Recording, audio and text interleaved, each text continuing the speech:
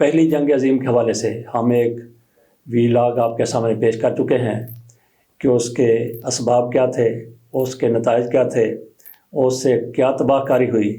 آج ہم بات کریں گے جنگ عظیم دوم پر۔ اس میں اس جنگ سے کہیں زیادہ تباہی ہوئی، بربادی ہوئی، انسان اور انسانیت اس کی قتل و غارت ہوئی، معاشرت بدل گئی، آبادیوں کی آبادیاں صفحہ ہستی سے مٹ گئیں، کتنی زیادہ نقل مکانی ہوئی۔ اس جنگ میں 6 کروڑ انسان وہ مارے گئے تھے۔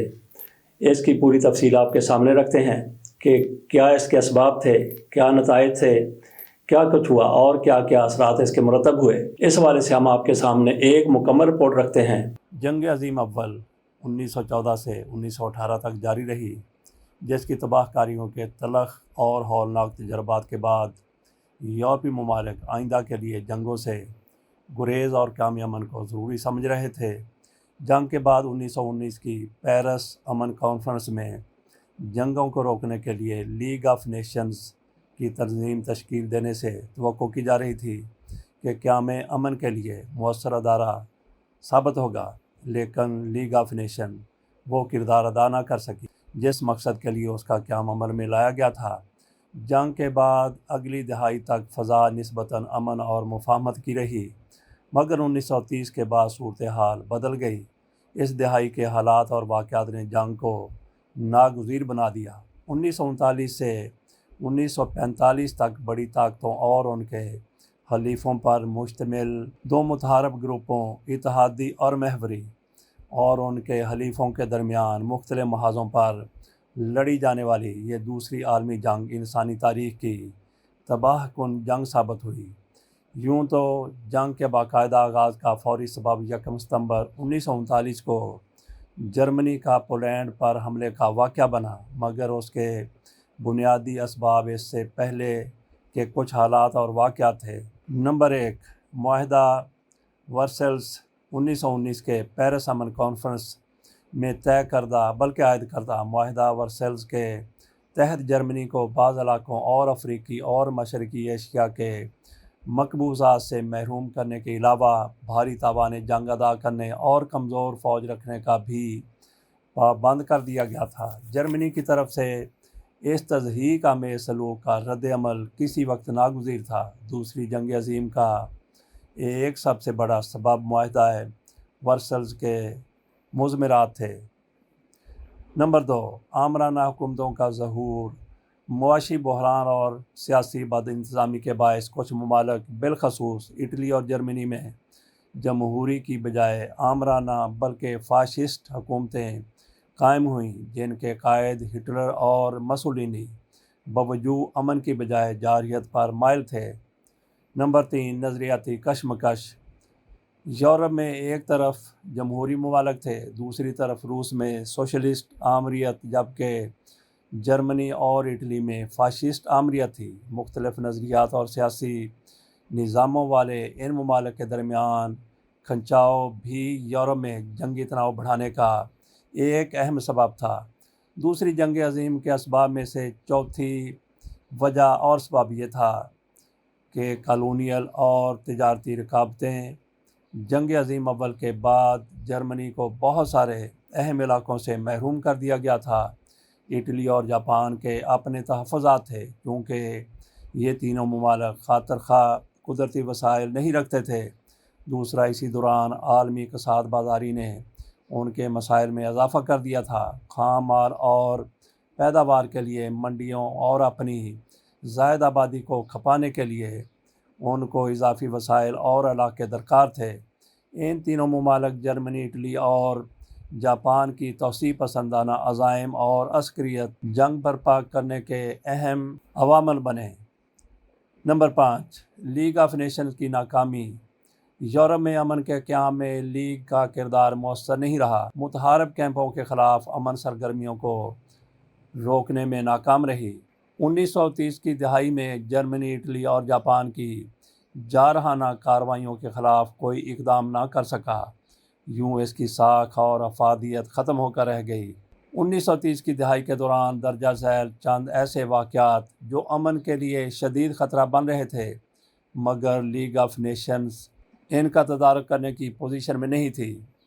الف 1931 میں جاپان کا شمالی چین کے بڑے حصے پر قبضہ، بے 1934-35 میں اٹلی کا ابسینا ایتھوپیا پر حملہ، جیم 1935 ہٹلر کا معاہدہ ورسیلز کی خلاف ورزی اور جرمنی کو مسلح کرنے کا اعلان، دال یعنی چوتھے نمبر پر 1936 میں اسپین کی خانہ جنگی میں جرمنی اور اٹلی اور روس کا پراکسی وار، 5 رے جس کو کہا گیا ہے، 1936 میں جرمنی، اٹلی اور جاپان کا باہمی معاہدے کے تحت کمیونسٹوں کے خلاف ہر جگہ لڑنے کا اعلان، 1937 میں جاپان کا چین پر حملہ۔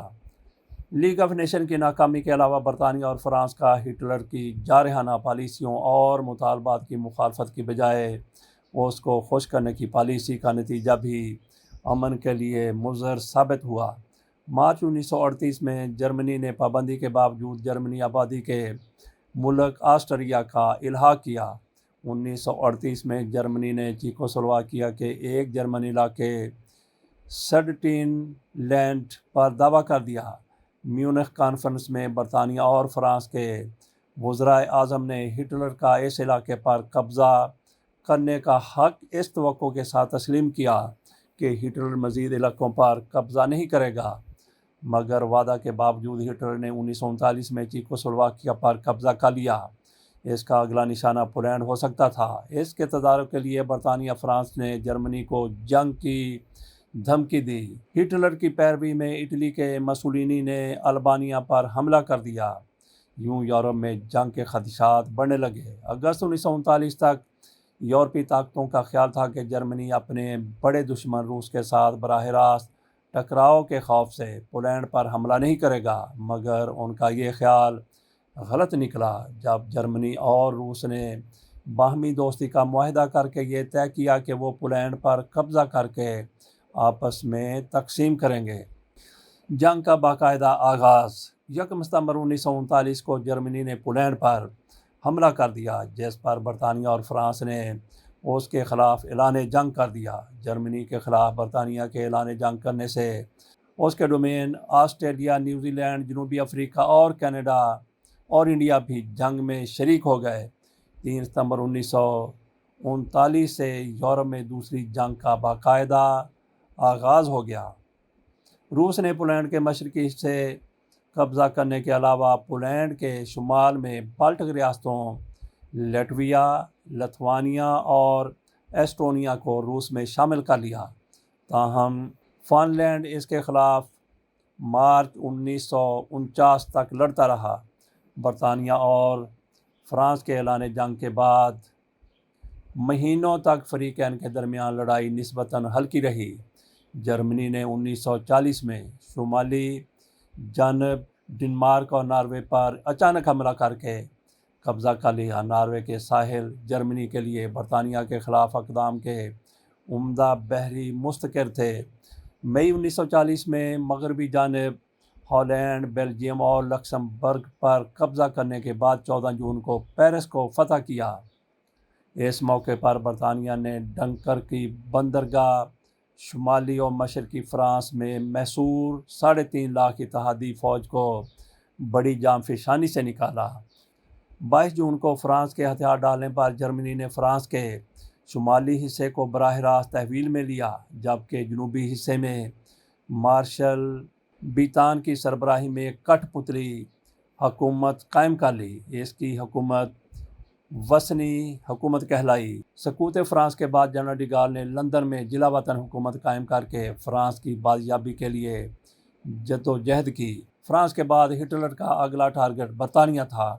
یہاں چیمبرلین کی جگہ ونسٹن چرچل وزیر اعظم بن چکے تھے۔ جرمنی اور برطانیہ کی فضائی لڑائی، 13 اگست 1940 کو جرمن نے برطانیہ پر فضائی حملوں کا آغاز کر دیا۔ ابتدا میں جرمن فضائیہ نے برطانوی ہوائی اڈوں اور فیکٹریوں کو نشانہ بنائے رکھا، پھر 7 ستمبر سے اس کے شہروں پر بمباری شروع کی۔ تاہم برطانوی فضائیہ کی زبردست مزاحمت کے باعث 16 مئی 1941 کو ہٹلر نے یہاں لڑائی معطل کر کے بحیرہ روم، شمالی افریقہ اور مشرقی یورپ کی طرف رخ کر لیا۔ بحیرہ روم میں ہٹلر کا اہم مقصد اپنے جنگی حلیف مسولینی کی اعانت کرنا تھا۔ اٹلی جنگ کے آغاز میں غیر جانبدار تھا، مگر جرمنی کا فرانس کو فتح کرنے کے بعد مسولینی فرانس اور برطانیہ کے خلاف اعلان جنگ کر کے جرمنی کا اتحادی بن گیا۔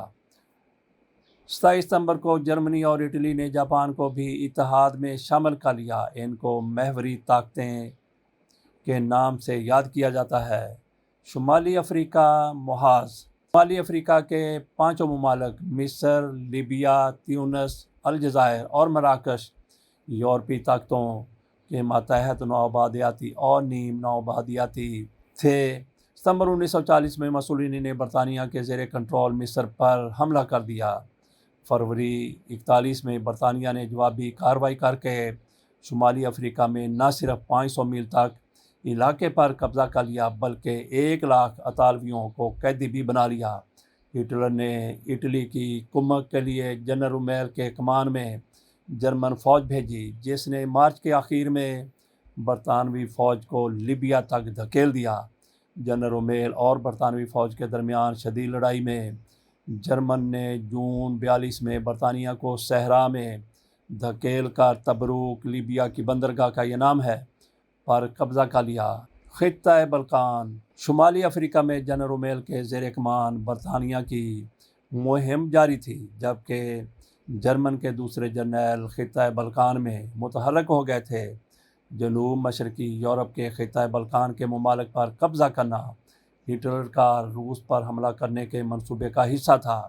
1941 کے اوائل میں ہٹلر نے بلغاریہ، رومانیہ اور ہنگری کو اپنے محوری اتحاد کا ساتھ دینے پر مجبور کیا، جبکہ برطانیہ کی طرفدار یوگوسلاویہ اور یونان کے ممالک پر اپریل 1941 میں حملہ کر کے قبضہ کر لیا۔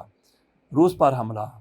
بلقان پر حملہ کرنے کے بعد ہٹلر نے آپریشن باربروسا کے کوڈ نام سے 22 جون 1941 کو روس پر حملہ کرایا۔ اوائل نومبر میں جرمن فوج نے بالٹک ریاستوں اور یوکرین کو روندنے کے بعد لینن گراڈ کا محاصرہ کر کے اسے بقیہ روس سے منقطع کر لیا۔ طویل محاصرے کے نتیجے میں شہر کے تقریباً 10 لاکھ شہری بھوک اور سردی سے ہلاک ہوئے، مگر شہر سرنگوں نہ ہوا۔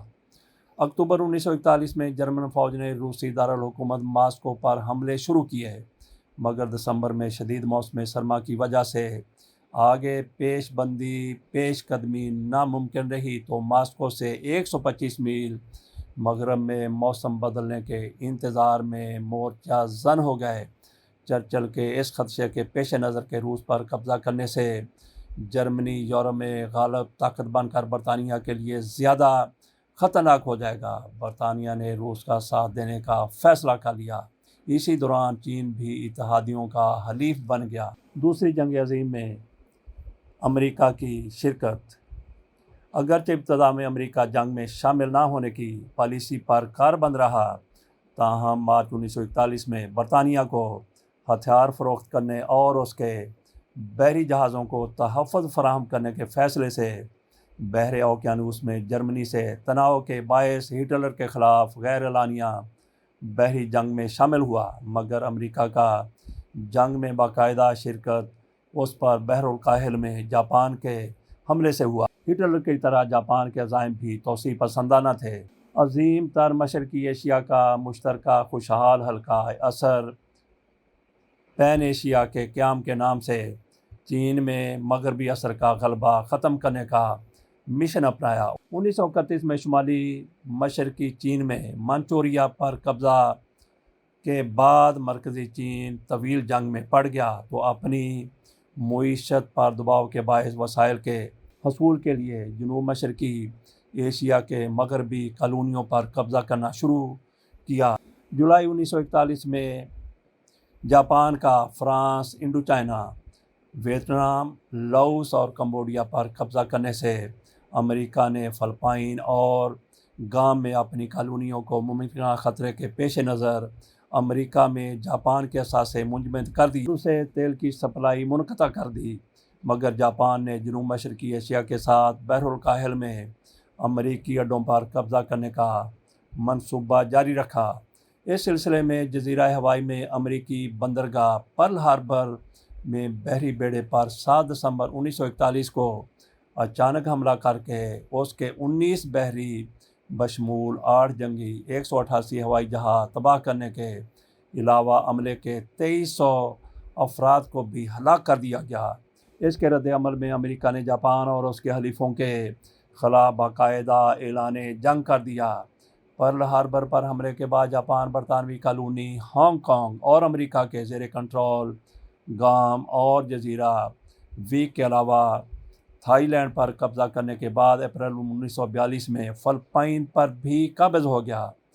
ملایا، سنگاپور، ڈچ ایسٹ انڈیز یعنی انڈونیشیا کے علاوہ مغربی جانب برما پر بھی قبضہ کر لیا، جہاں سے اس نے ایک طرف انڈیا پر حملے کے منصوبے کے تحت جنوبی ہند کے ساحلی مقامات پر بم برسائے، جبکہ دوسری طرف آسٹریلیا پر حملے کی مہم شروع کی۔ اتحادیوں کی بالادستی کا آغاز کب ہوا؟ 1942 کے موسم بہار تک محوری طاقتوں کو جنگ کے 3 بڑے محاذوں نمبر 1 بحر الکاہل، نمبر 2 روس اور نمبر 3 شمالی افریقہ پر بالادستی حاصل تھی۔ جاپان، چین کے ساحلوں، جنوبی مشرقی ایشیا، ہند چینی، تھائی لینڈ، برما، ملایا، انڈونیشیا، فلپائن اور بحر الکاہل کے کئی جزائر، نیو گنی اور سولومن پر قابض ہو گیا تھا۔ جرمنی ماسکو تک یورپ پر کنٹرول حاصل کر چکا تھا۔ شمالی افریقہ کے محاذ پر بھی اتحادیوں کے مقابلے میں محوری جرمنی کی پوزیشن مضبوط تھی، تاہم 1942 کے وسط سے اتحادیوں کی پوزیشن بہتر ہونے لگی۔ 3 فیصلہ کن لڑائیوں میڈوے، اسٹالنگراڈ اور ایالمین نے جنگ کا پانسہ اتحادیوں کے حق میں پلٹ دیا۔ میڈوے کی لڑائی مئی 42 میں بحیرہ کورال کی لڑائی میں اتحادیوں نے کافی نقصان اٹھانے کے بعد جنوبی جانب جاپانیوں کی پیش قدمی روک دی۔ 4 جون کو جاپانیوں نے جزیرہ ہوائی سے 1500 میل مغرب کی جانب جزیرہ میڈوے میں امریکی ہوائی اڈے پر حملہ کر دیا، مگر امریکہ نے جوابی کارروائی میں اس کے 332 ہوائی جہاز، 4 طیارہ بردار اور 1 امدادی جہاز تباہ کر کے جاپان کو پسپائی پر مجبور کر دیا۔ میڈوے کی لڑائی میں کامیابی سے بحر الکاہل میں جنگ کی صورتحال تبدیل ہو کر اتحادیوں کے حق میں ہو گئی۔ اس کے بعد انہوں نے جارحانہ پالیسی اپنا کر اگست 1942 میں جزیرہ سولومن میں جاپان کے ہوائی اڈے پر فوجیں اتار دیں۔ 6 ماہ کی شدید لڑائی کے بعد فروری 1943 میں جاپانیوں سے جزیرہ چھین لیا گیا۔ نمبر 2 شمالی افریقہ کا محاذ۔ جون 1942 سے جرمن لیبیا کی اہم بندرگاہ تبروک پر قابض ہو گئے تھے، جس کے بعد برطانیہ نے اپنی افواج کی کمان کے لیے جنرل منٹگومری کو بھیجا۔ اس وقت جرمن اسکندریہ استنبول کے مغرب میں واقع مصر کے گاؤں ایالمین تک بڑھ کر مورچہ بند ہو گئے تھے۔ 23 اکتوبر کی رات 1000 برطانوی فوجیوں نے ان پر اچانک حملہ کر دیا۔ 4 نومبر کو جنرل رومیل کی جرمن فوج مغرب کی جانب پسپا ہو گئی۔ 8 نومبر کو امریکی جنرل آئزن ہاور کی کمان میں 1,00,000 فوج مراکش اور الجزائر میں اتری۔ مئی 1943 میں جنرل منٹگومری اور جنرل آئزن ہاور کی فوجوں نے جنرل رومیل کے افریقہ کور کو زبردست شکست سے دوچار کر کے شمالی افریقہ میں جنگ جیت لی۔ نمبر 3 اسٹالنگراڈ کی لڑائی۔ جرمن افواج دسمبر 1941 میں ماسکو کے مضافات میں رکی تھیں۔ موسم بدلنے کے بعد اگلے سال پھر سے متحرک ہوئیں۔ اسی سال ہٹلر نے روس کے جنوب میں واقع صنعتی شہر اسٹالنگراڈ پر بھی حملہ کروانے کے لیے 6ٹی فوج روانہ کر دی۔ 23 اگست 1942 کو اسٹالنگراڈ کی لڑائی شروع ہوئی۔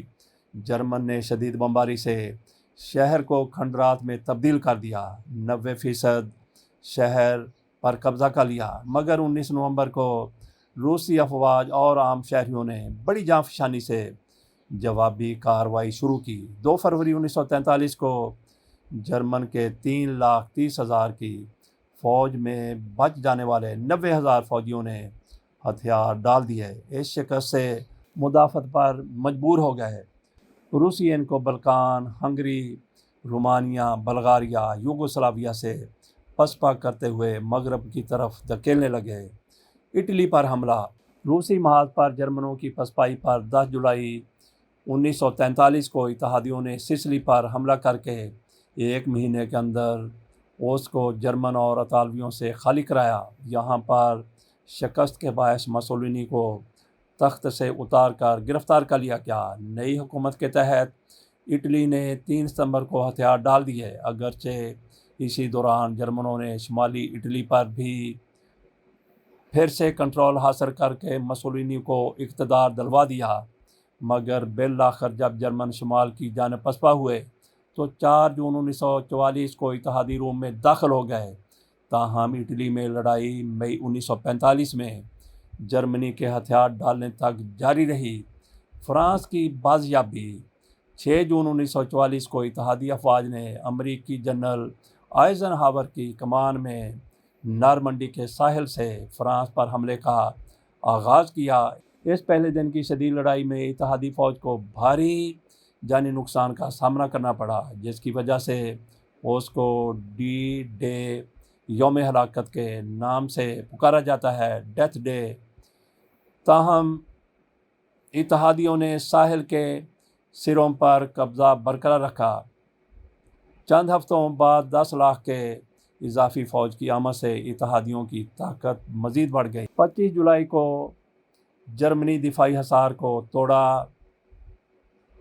اگلے ماہ اگست میں اتحادی پیرس میں داخل ہو گئے اور ستمبر تک فرانس، بیلجیم اور لکسمبرگ کو جرمنی کے قبضے سے بازیاب کروا لیا گیا۔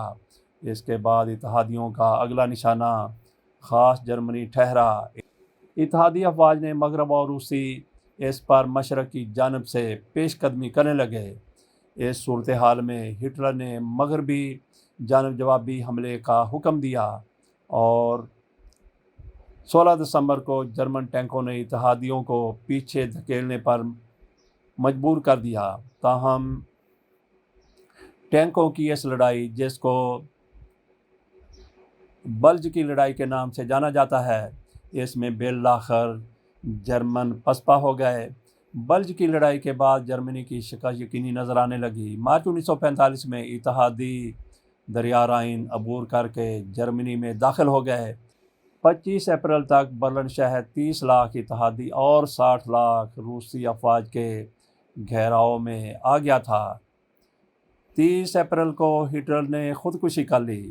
7 مئی 1945 کو جرمنی فوج کے ہتھیار ڈالنے سے تقریباً 6 سال سے یورپ کے محاذ پر جاری جنگ کا خاتمہ ہو گیا۔ جنوبی مشرقی ایشیا کی صورتحال کیا رہی؟ مارچ 1944 کے وسط میں اتحادیوں، جن کی زمینی فوج برطانیہ کے علاوہ برطانوی ہندوستان اور جنوبی افریقہ کے سپاہیوں پر مشتمل تھی، اس نے برما کی بازیابی کے لیے جاپان کے خلاف مہم شروع کی، جس پر 22 مارچ کو جاپانی افواج نے وہاں سے ہندوستان کی شمال مشرقی سرحدی ریاست منی پور میں واقع امپھال میدان میں موجود برطانوی فوج کا محاصرہ کر لیا۔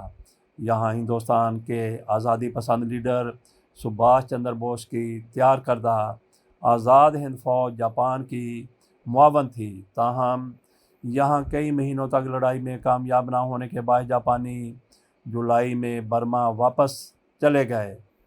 سال کے آخر تک خطے میں اتحادیوں کی پوزیشن کافی مستحکم ہونے لگی۔ اگلے سال 1945 جنگ کے خاتمے سے کچھ قبل وہ جاپانیوں سے برما آزاد کرانے میں کامیاب ہو گئے۔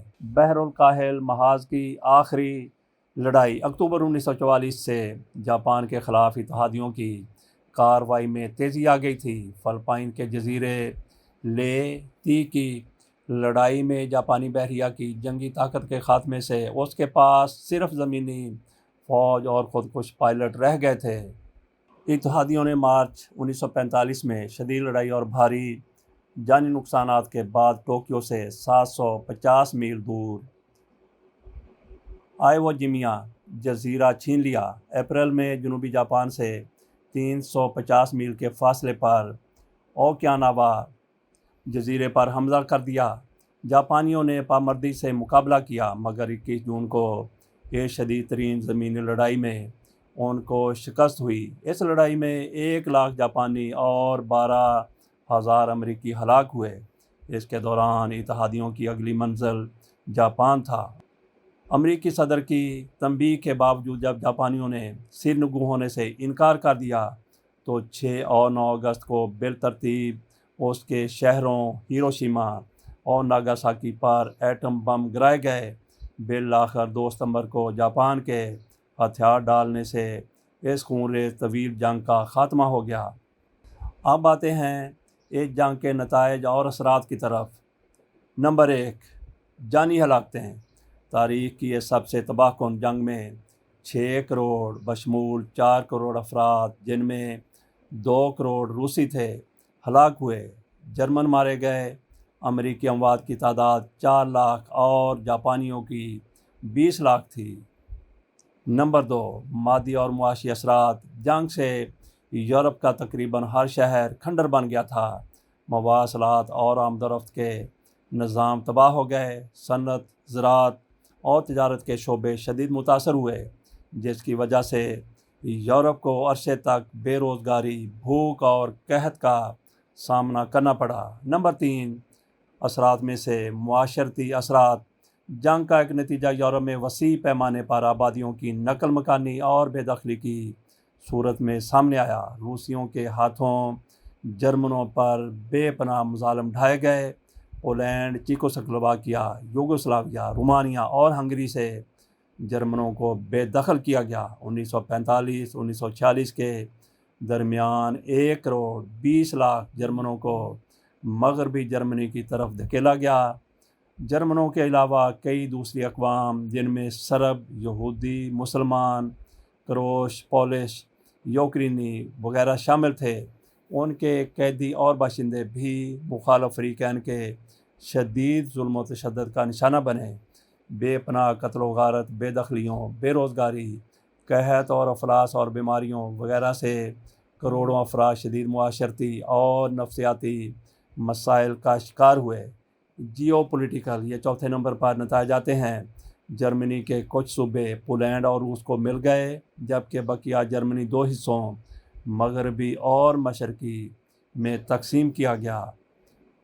پولینڈ کے 2 صوبے، شمال مشرقی رومانیہ، مشرقی فن لینڈ کے کچھ حصے اور 3 بالٹک ریاستوں کو روس نے جذب کر لیا۔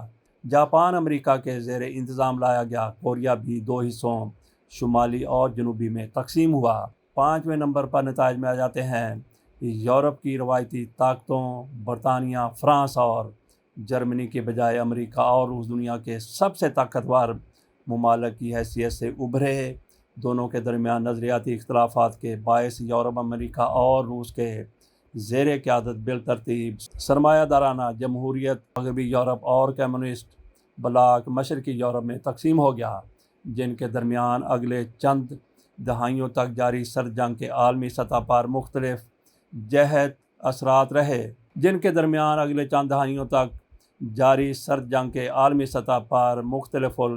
اثرات رہے۔ نمبر 6، شدید قوم پرستی کے مضر اثرات اور کمیونزم کے خطرے کے پیش نظر مغربی یورپ کے ممالک باہمی تعاون اور اتحاد اور مفاہمت پر آمادہ ہو گئے۔